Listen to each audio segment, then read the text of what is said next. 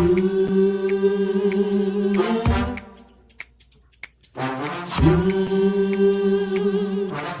talk to God.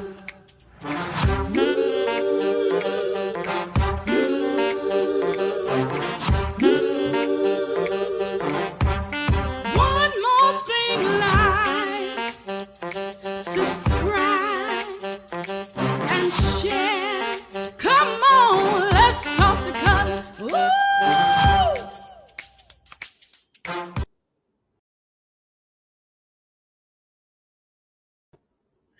Hey everybody, it's Cutler. You all should have seen me. I was dancing and just moving around while the song was playing. I was enjoying this one. Hey, it's Cutler. I'm here. I hope you are there. But it is another Thursday. It's the 29th of September. This month is really moving. You all, it'll be October in 2 days. Can you believe it? It will be October 1st in just 2 days. Fall is really here. Autumn is really here. Summer, spring, winter, spring, summer. Summer is really over, and we are really here in the fall season. The leaves are going to be changing colors and all that stuff. You know, it's hurricane season, and so we're certainly keeping those people who are in the paths of these storms in our thoughts and our well wishes and our prayers. I grew up on the East Coast, so I grew up with a lot of storms. I know what it's like to be severely and impacted and devastated by these storms. So again, my thoughts and prayers and well wishes go out to those who are in the path of these storms. But hey, this channel is about motivation, inspiration, and it's about challenging ourselves to show up a little bit better tomorrow than we did today, making sure that we show up better today than we did yesterday. It doesn't mean that today or any day has been a failure or a flop, but it's just about saying, hey, what can I do? What nuggets can I take to make myself a little bit better? And as I often remind us, better is just a state of being. It doesn't have to become better. Does not happen tomorrow. It doesn't happen 5 days or 5 years or 5 weeks from now. Better happens as soon as you believe in your heart and in your mind that you can be better. Better happens as soon as you believe that better is possible. As soon as you conceive it, it really, really, really does happen, because it changes your mindset. You believe what's possible. You believe what's obtainable, and better is possible. Better is obtainable. And for those of us who've been on this channel for a number of years now, let me say thank you for those who've been with me for the long haul. I really appreciate you more than you will ever know. You have pushed me to become better. I hope that somehow in our conversations, we've all seen how we can be better than we were. It doesn't mean that we're bad people. It doesn't mean that we're insignificant. It doesn't mean that we're insufficient. It doesn't mean that we're not enough.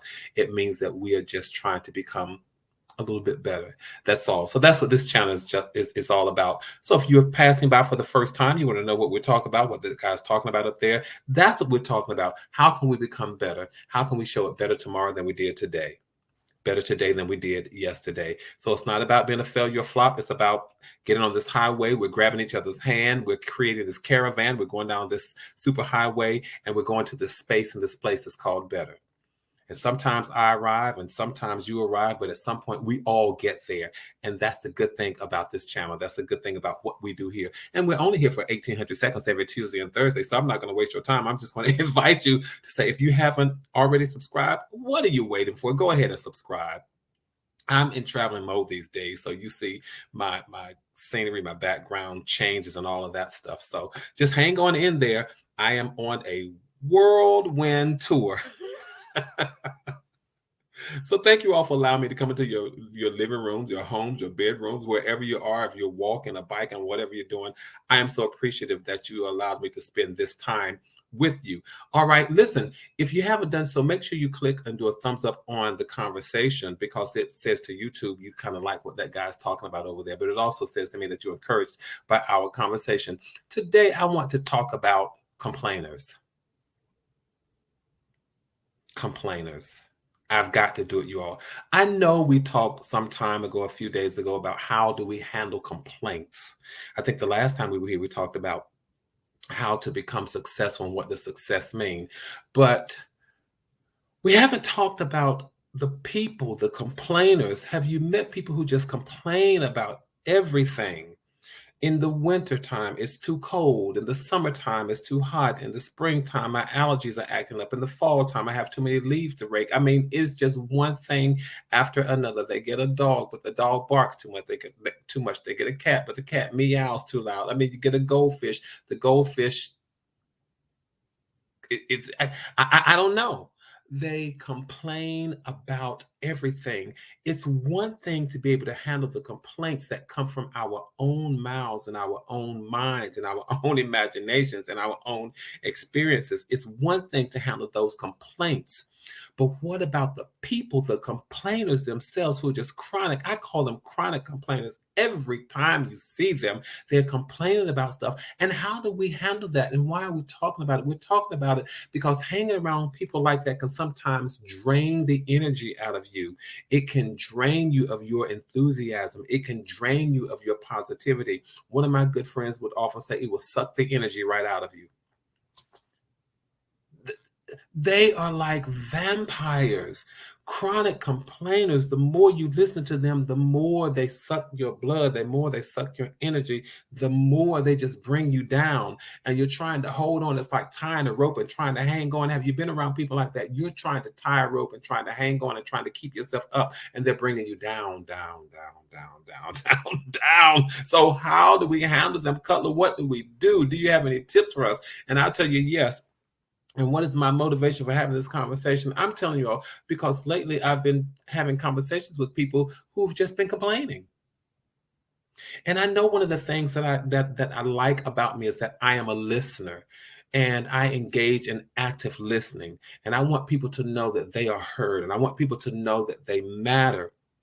With all of that said, there are people, even though you let them know that they're heard and you let them know that they matter, there are people who are still chronic complainers. And you have to be careful about your circles and about your space and about your audience, because remember, one of the things we often talk about is trying to build a peaceful habitation. And you want to be careful that nothing really breaches the peaceful habitation that you're trying to build. You're just complaining about everything. What are you adding to my life? Are you constantly taking and taking and taking and taking and taking and taking and taking and taking, but not adding anything to my life? You have to be careful about people like that. I'm not saying that they're bad people, because sometimes they may not have necessarily been called on that kind of behavior. Sometimes we got to call people out and say, do you hear yourself? Do you know what you're doing? Every time you come in my space, you're complaining. Every time you come in my space, you have nothing positive to say. Every time you come in my space, you're talking about somebody else. Every time you come into my space, you're talking about things that no longer matter to me. Every time you come into my space, you're talking about these small, insignificant things. Do you all know people like that? And that's all they do. Chronic complainers. Well, you know, so-and-so should have done this, and so-and-so didn't do that, and so-and-so. I don't live in so-and-so's house. I don't live so-and-so's life. I don't walk in so-and-so's shoes. So I don't have an opinion about everything that so-and-so does, and neither should you. I want to help us. I really, really do.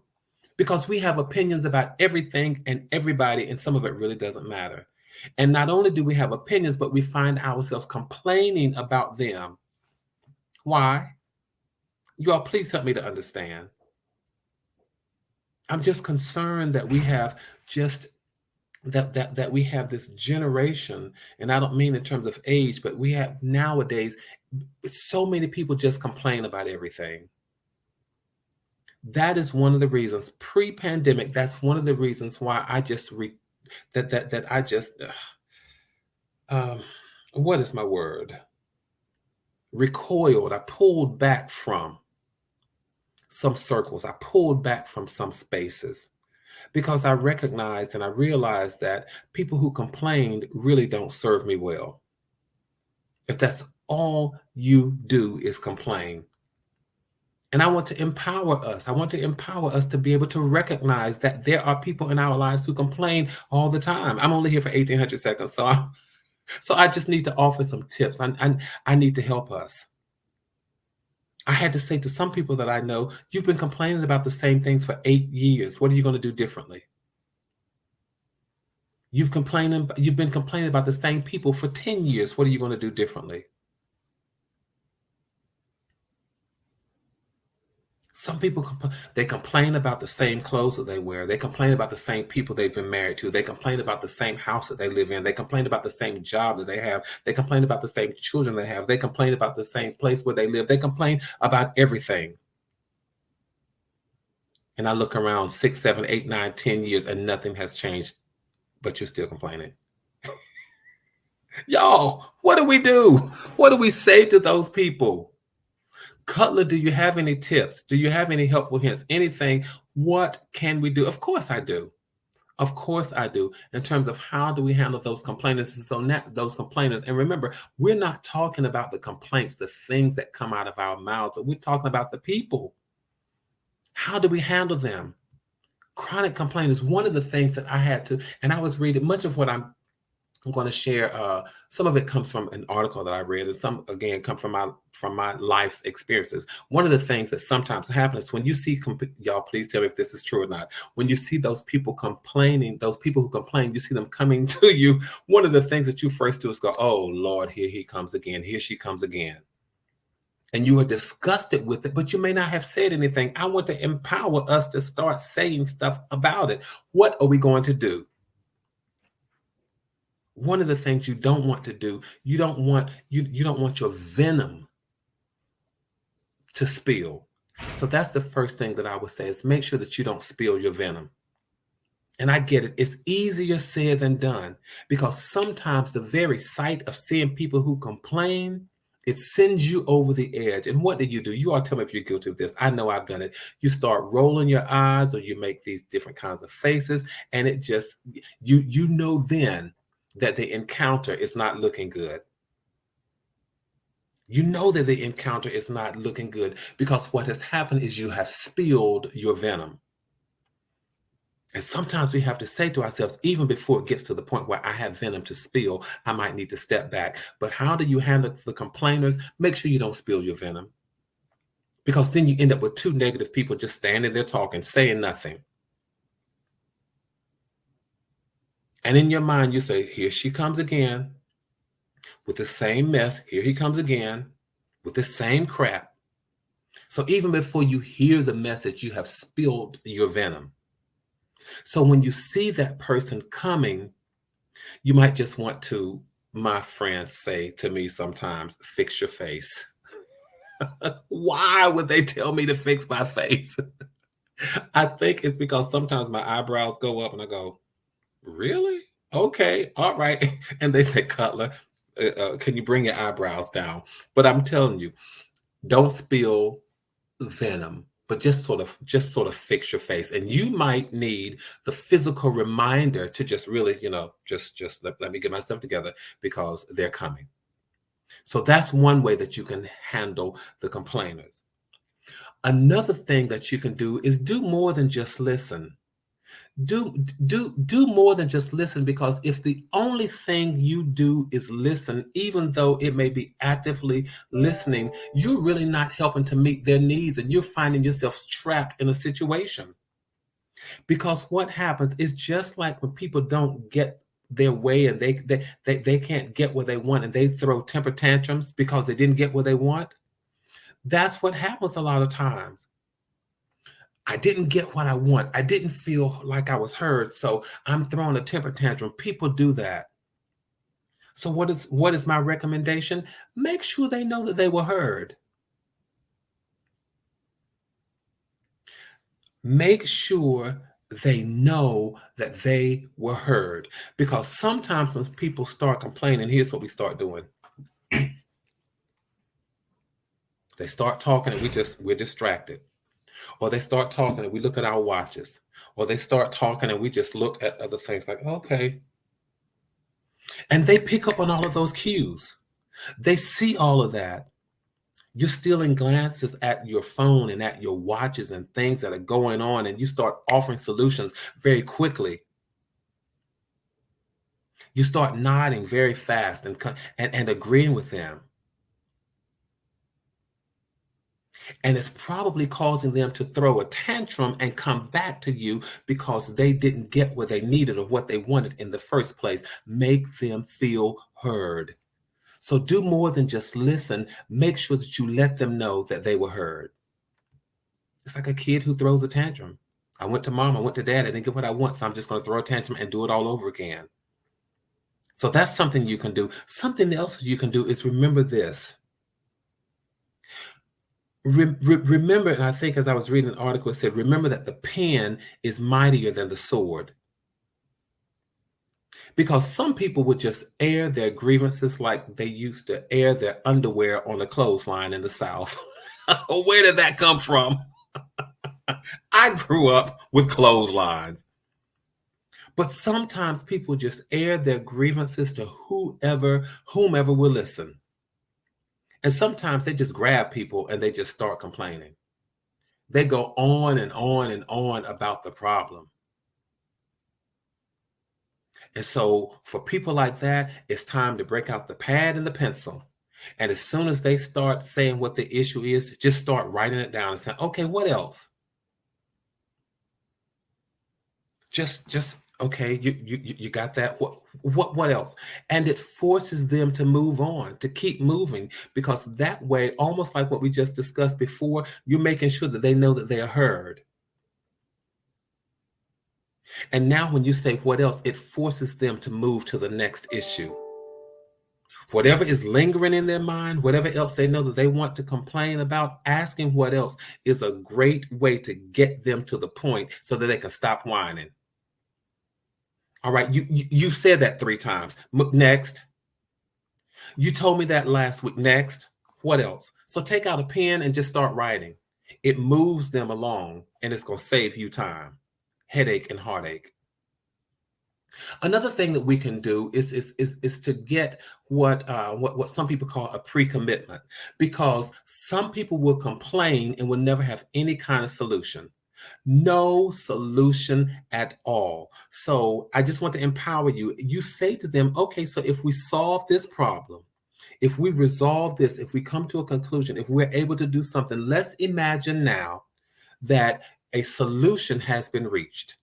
How would you feel?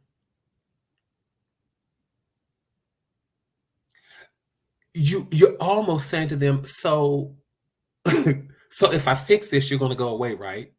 That's what you want to say to them. So if I fix this, you're going to go away, right? But a more tactful way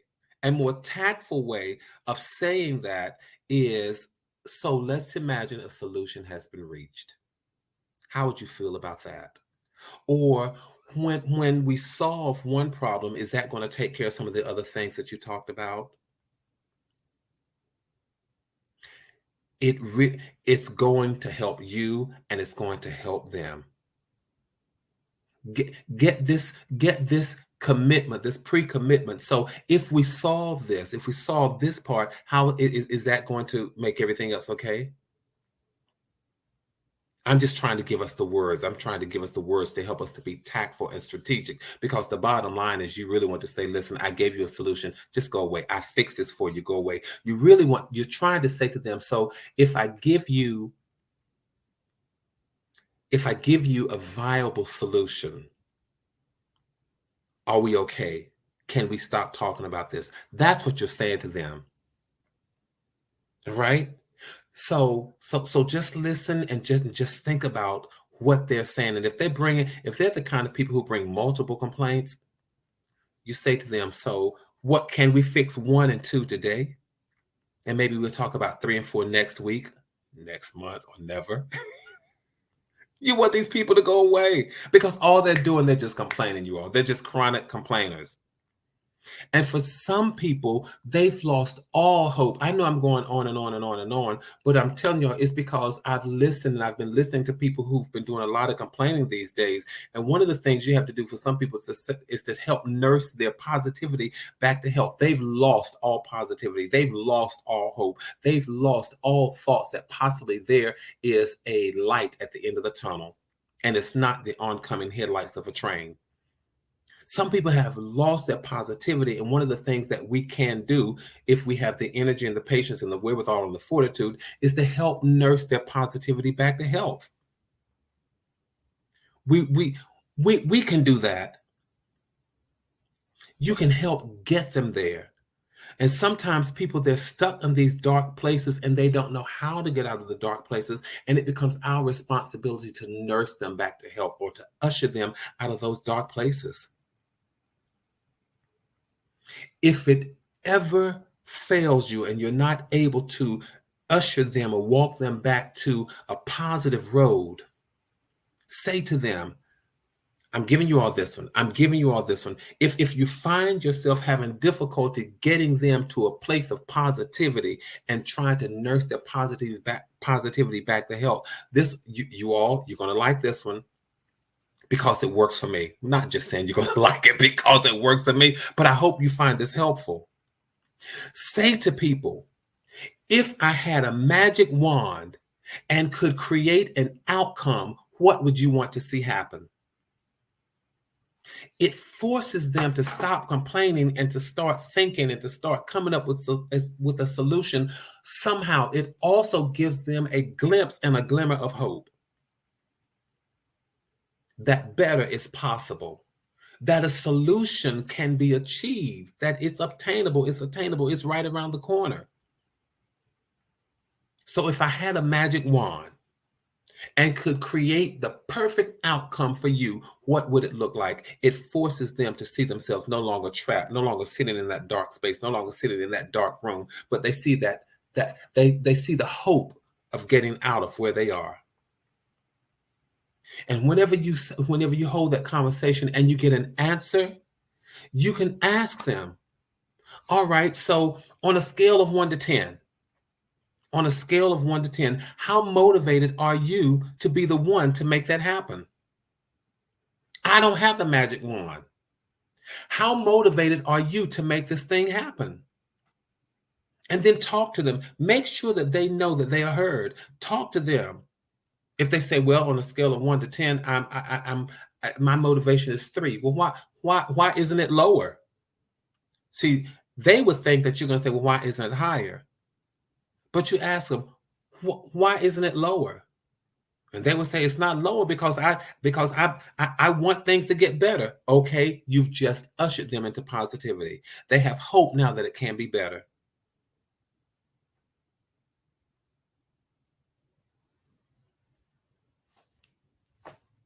I'm just trying to offer us something to keep our wits about us so that we don't go crazy. You all know at the end of these broadcasts, we say, stay safe and stay sane. I sometimes say, don't let people run you crazy. Complainers will run you crazy. They'll suck the energy out of you and move on to the next victim. Look back and see you lifeless and wonder, well, what in the world happened to her? What in the world happened to him? No, you are what happened.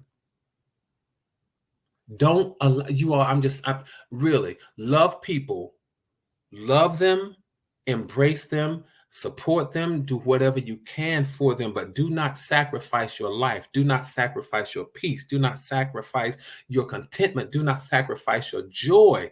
Do not sacrifice your solitude, your peace of mind. Don't do that for a complainer. Because then what's going to happen? They're going to complain that you didn't listen. They're going to complain that you didn't help. They complain that you were not a part of their solution. So be careful. Be very careful with how you allow people to come into your life and suck the energy. They don't always mean harm. They don't always mean harm.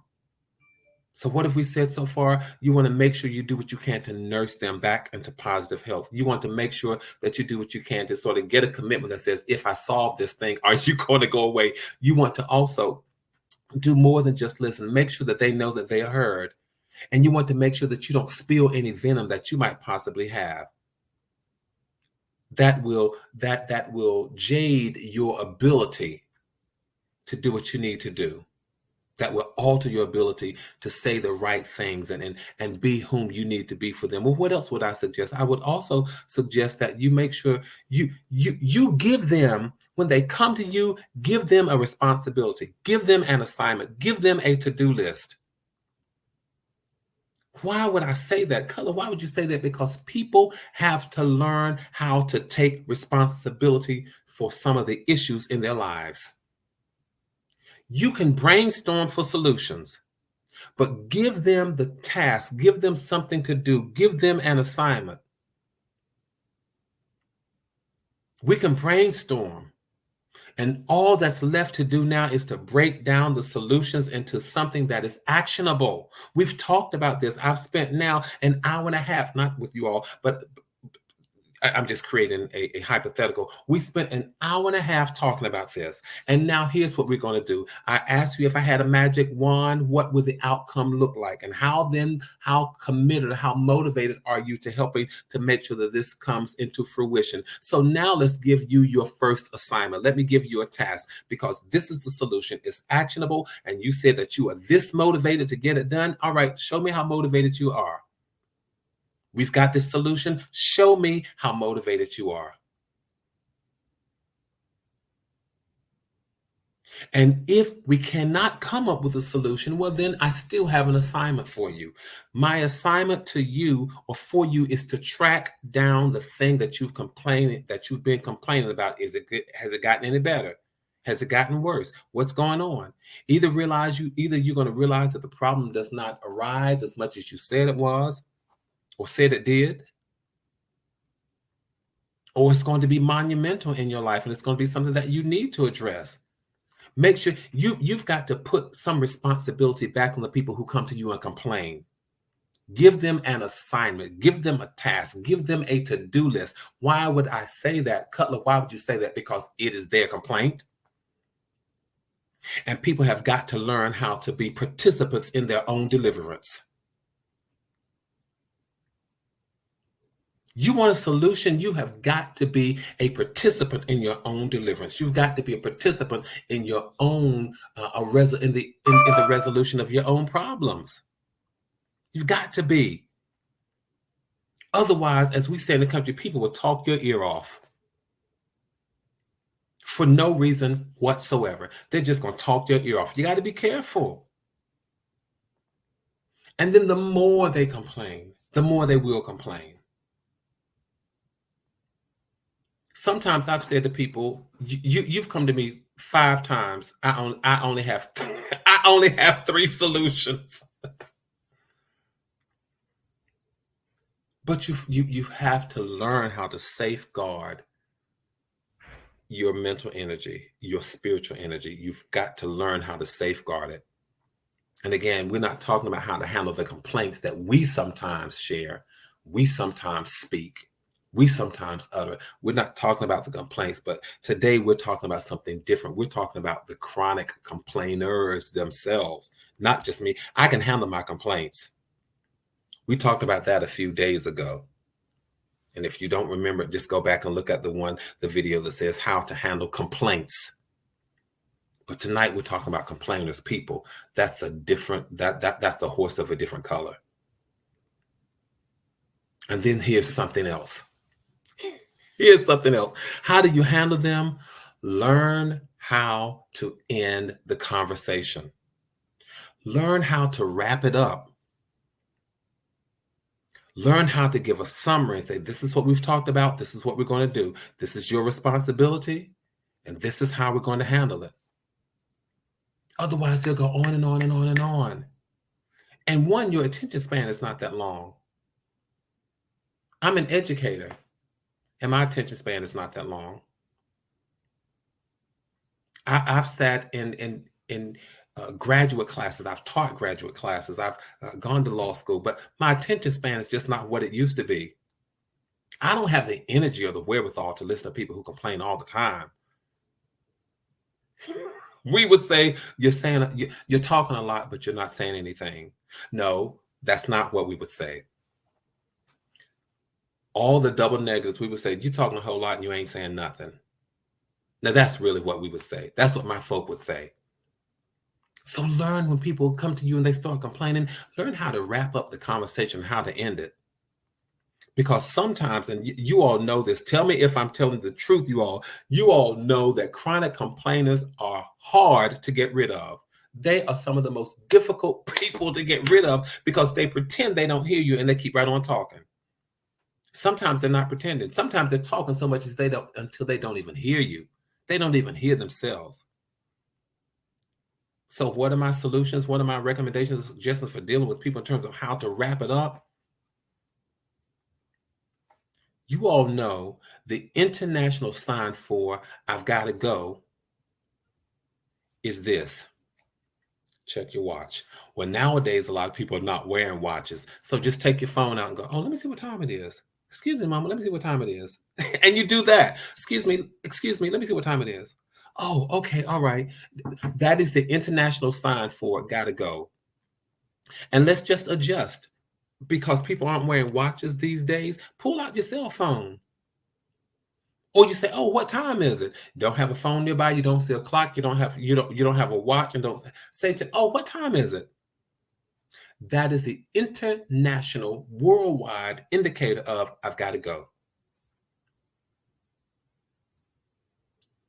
And make sure you do that when you have the floor. Make sure that you try to have the floor. Otherwise, you don't want them to accuse you of not listening. You don't want to be accused of not listening. So when it's your turn to talk or your time to talk, that's the first thing you want to say. Oh, let me see what time it is first. Or give me just a moment. But honestly, if they're going on and on and on and on, simply excuse me. What time is it? You all don't want to be there all night. You don't want to be there all day or all night talking to somebody. And then here's something else. You all please take this one and run with it. Start using past tense verbs. I'm glad you came. Not, I'm glad you've come here. I'm glad we are having this conversation. No. Past tense. I'm glad you came by to let me know what was going on.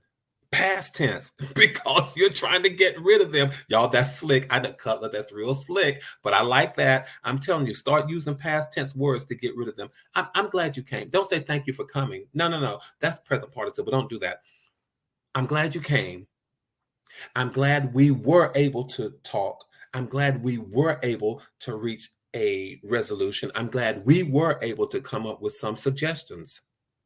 Now, is there anything else you need to ask me to be confident that we've done everything we need to get accomplished here? Y'all better learn how to wrap up these conversations with people who would just talk your ear off. I know that's country. I know it is. But learn how to wrap up these conversations. Is there anything else we need to talk about to make sure that we've accomplished everything we've set out to do today? And the moment they say no, you say, all right, thank you. Listen, have a good day. There's nothing else for us to say. That's it. That is it. You all, this is how you handle complainers. Go back, share this with people, take a listen, take a look at it, and empower yourselves to deal with these people. What are we talking about? Don't spill venom. Don't leak out any venom. Do more than just listen. Make sure that they know that they've been heard. Remember to use the pen because it moves them on to what's next. It keeps them focused. It helps them to stop whining. Get some sort of pre-commitment. If we're able to resolve this, then are you going to be okay? Before we even start talking. Otherwise, there's no reason for us to talk. And then learn how to help nurture their positive health back into their lives. Because sometimes, again, they're sitting in the dark and they don't know that there is a light at the end of the tunnel. After that, you want to make sure that you give them something to do. Give them an assignment. Give them a task so that they participate in their own resolution of issues. And then learn how to wrap up the conversation like I'm wrapping up our conversation today. I want to say thank you all so much for allowing me to share this space or for sharing this space with me. Make sure that you keep building community, keep maintaining connectivity, keep your heads up, keep your hopes up, stay safe, stay sane. Don't let anybody run you crazy, especially not complainers. Listen, you all, take care. I will see you the next time. And please know this, that from my heart to yours, there is and always will be so much love. And I hope this angle really didn't bother you all too much. I just sort of had to adjust myself for where I'm sitting during this conversation. I will see you the next time. Again, from my heart to yours, know there's so much love. I'll see you next time. Tell somebody, come on, let's talk to Cutler. Good night.